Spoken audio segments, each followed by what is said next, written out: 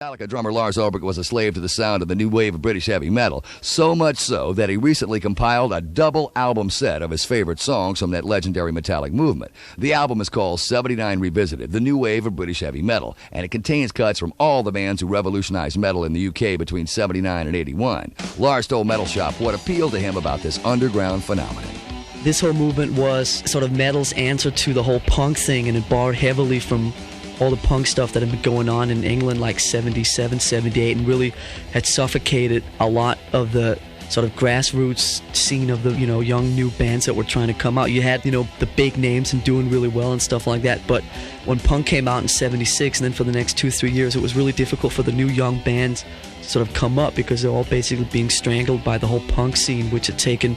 over, the real street thing. So when all these young new metal bands came out in 79, they were playing hard rock and metal, but with a sort of borrowed attitude and energy and kind of rawness from a lot of the street punk bands that had been going on in London for the previous few years. And all these young bands like Iron Maiden would come out and just play heavy metal, but with this newfound energy and rawness that just had really never been seen in heavy metal before.